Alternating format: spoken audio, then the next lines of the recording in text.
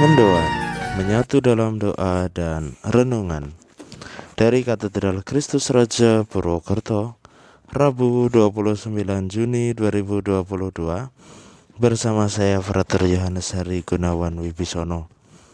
Saudari-saudara yang terkasih, mari bersama-sama kita renungkan bacaan Injil hari ini dari Injil Matius bab 16 ayat 13 sampai dengan 19.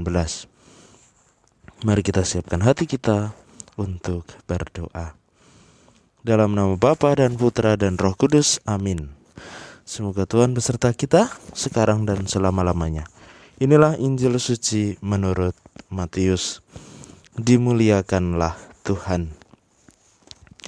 Sekali peristiwa Yesus tiba di daerah Kaisarea Filipi, ia bertanya kepada murid-muridnya, kata orang, siapakah anak manusia itu?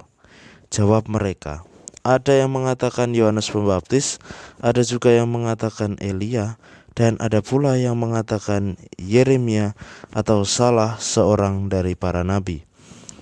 Lalu Yesus bertanya kepada mereka, tetapi apa katamu, siapakah aku ini?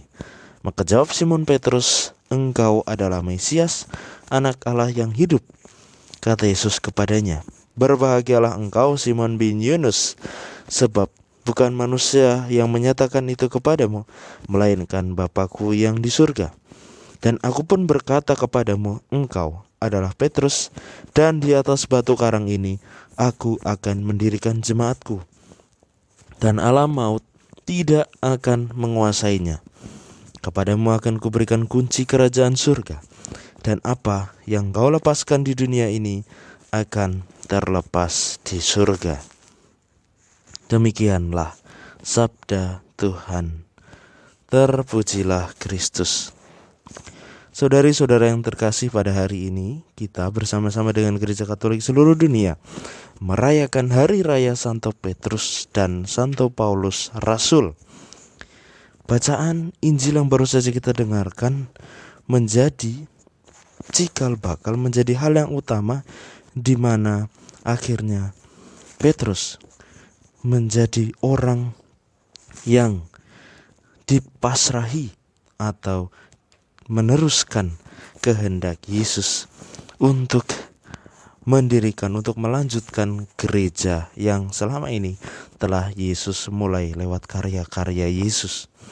Dan dari situlah kita bisa menyadari, bisa melihat hingga saat ini betapa Gereja Katolik berdiri senantiasa terus-menerus tumbuh dan mampu hadir membawa banyak rahmat, banyak berkat, dan kita pun bahkan hingga saat ini mampu merasakan berbagai macam rahmat kemurahan hati dari Allah sendiri.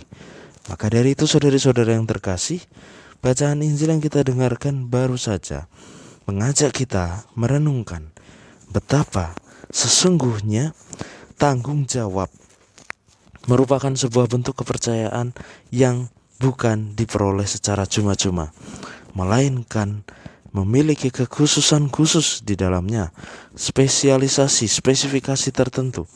Maka dari itu, jika kita pernah mendengar istilah bahwa dilalah atau kebetulan, tentu sesungguhnya dalam dunia ini tidak ada yang kebetulan. Segala sesuatunya telah direncanakan oleh Allah sendiri.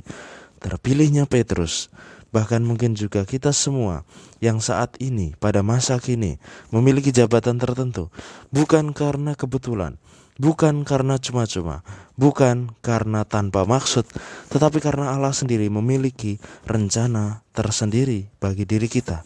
Maka mari saudari-saudara yang terkasih, kita maknai kepemimpinan Petrus sebagai juga sarana bagi kita untuk mengingat sudah berapa jauhkah, berapa lamakah kita juga sebenarnya dipercaya akan rahmat tertentu, dan sudahkah kita melaksanakannya dengan penuh semangat bahwa Allah sendirilah yang telah mengutus kita.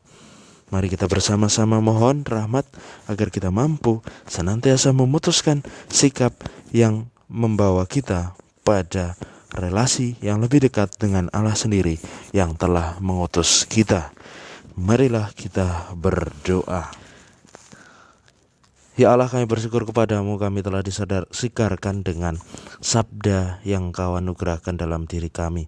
Kami mohon bimbinglah kami dan bantulah kami agar kami mampu untuk selalu bertekun di dalam proses, di dalam setiap dinamika yang Kau berikan dalam hidup kami, terkhusus lewat setiap tanggung jawab dan tugas-tugas yang telah Engkau percayakan kepada kami, agar kami sungguh mampu untuk senantiasa mampu meneladan sikap, tindakan, dan juga kepemimpinan dari para rasul, agar kami mampu senantiasa semakin menyerahkan diri seutuhnya kepadamu lewat sikap-sikap kami, lewat keteladanan para rasul.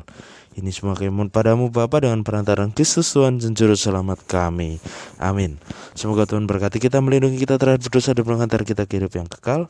Dalam nama Bapa dan Putra dan Roh Kudus. Amin. Selamat beraktivitas, Tuhan memberkati, dan salam mendoan.